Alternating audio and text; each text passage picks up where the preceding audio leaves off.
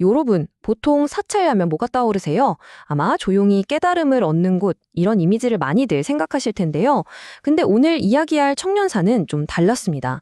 이 사찰의 임무는 바로 한 왕국을 수호하는 것이었거든요. 과연 사찰이 어떻게 나라를 지켰는지 지금부터 그 흥미로운 이야기를 시작해 보겠습니다. 자, 사찰의 가장 중요한 임무가 뭘까요? 대부분은 깨달음이나 개인의 구원, 이런 걸 생각하실 텐데요. 근데 있잖아요. 오늘 우리가 살펴볼 한 고대 사찰의 대답은 스케일이 완전 달랐습니다. 바로 국가 수호였죠. 사찰이 나라를 지킨다니 진짜 흥미롭지 않나요? 좋습니다. 그럼 지금부터 그 비밀스러운 임무의 실체를 한번 파헤쳐보죠. 첫 번째 이야기는 한 사찰의 비밀 임무입니다. 이야기는 신라 시대로 거슬러 올라가는데요. 원래 안정사라는 이름의 절이었어요.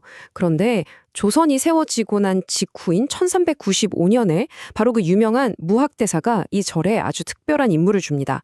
새로운 수도, 한양을 지켜라. 그러면서 청년사라는 이름으로 다시 태어나게 되는 거죠.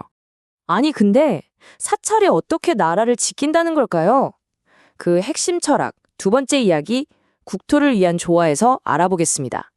그 중심에는 바로 비보사상이라는 게 있습니다. 이게 뭐냐면 말 그대로 국토의 약한 부분을 보완한다는 뜻이에요. 지리적으로 기운이 약한 곳을 딱 찾아서 거기에 절이나 탑을 세우는 거죠.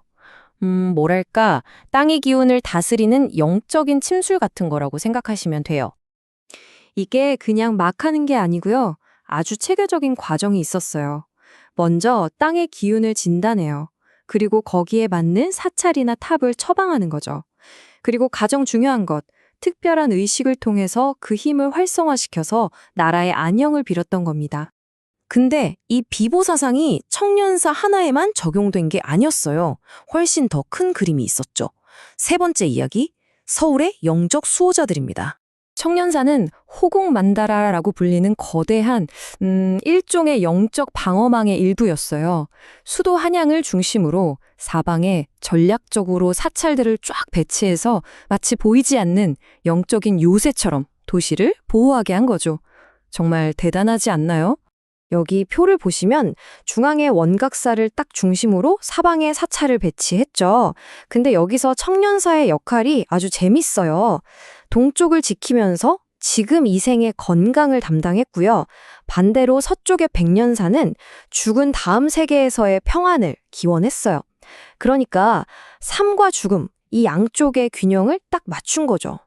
자, 그럼 청년사는 현세의 건강이라는 이 임무를 구체적으로 어떻게 수행했을까요? 네 번째, 삶과 죽음의 의식에서 그 비밀을 한번 풀어보겠습니다. 청년사에서는 예수제라는 정말 독특한 의식이 열렸습니다. 보통 제사는 돌아가신 분을 위해 가족들이 지내잖아요? 그런데 이 예수제는요, 살아있는 사람이 자기 자신을 위해서 앞으로 건강하게 오래 살게 해달라고 미리 지내는 제사였어요. 정말 신기하죠? 이 의식을 들여다보면 정말 재밌는 게 많아요. 예를 들어서 저승에서 쓸 돈, 이걸 종이로 만들어서 미리 보내고요. 또 금강석처럼 단단하고 건강한 몸을 기원하면서 금강경을 외웠다고 합니다. 이건 단순히 오래 살게 해주세요가 아니라 내 영적인 운명은 내가 직접 개척하겠다. 이런 적극적인 의미가 담겨 있었던 거죠. 뿐만 아니에요. 축상작법이라는 의식도 있었는데 이건 오직 왕과 왕비 그리고 세자의 건강과 장수만을 비는 의식이었어요. 이걸 보면 청년사가 정말 명실상부한 국가 수호 사찰이었다는 걸 확실히 알 수 있죠. 자, 1000년이 넘는 시간 동안 이렇게 나라의 안녕을 빌었던 이 사찰. 지금은 어떤 모습일까요? 마지막 장, 다시 태어난 전통입니다. 청년사의 긴 역사를 한번 짚어보면요. 신라시대에 처음 세워져서 조선의 국가 사찰이 되기까지 정말 오랜 세월을 거쳤죠. 그리고 놀랍게도 21세기, 바로 2010년에 서울에서 경기도 양주로 사찰 전체가 옮겨지는 아주 큰 변화를 겪게 됩니다. 근데 여기서 정말 중요한 포인트가 있어요.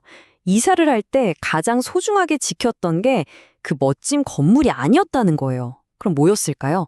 바로 눈에 보이지 않는 유산, 수백 년 동안 입에서 입으로 이어져 온 독특한 불교의식, 응악, 바로 범패의 전통이었습니다. 청년사의 정신을 딱 한 문장으로 보여주는 말이 있습니다.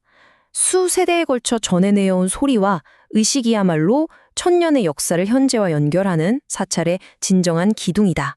어때요? 장소는 바뀌어도 그 정신과 전통은 영원하다는 거죠. 그리고 오늘날 그 천년의 소리는 어산상진 스님이라는 한 분의 노력 덕분에 지금도 생생하게 살아 숨쉬고 있습니다. 자칫 사라질 뻔했던 청년사만의 이 범패 전통을 꿋꿋이 이으면서 나라를 지키던 그 영적인 사명을 이 시대에 맞게 이어가고 계신 거죠. 자, 오늘 이야기는 여기까지입니다. 하지만 마지막으로 여러분께 이 질문을 한번 던져보고 싶네요. 만약 건물이 옮겨져도 그 안에 담긴 정신과 전통이 그대로 남는다면 과연 무엇이 한 장소를 진정으로 신성하게 만드는 걸까요? 한 번쯤 생각해 볼 만한 질문 아닐까요?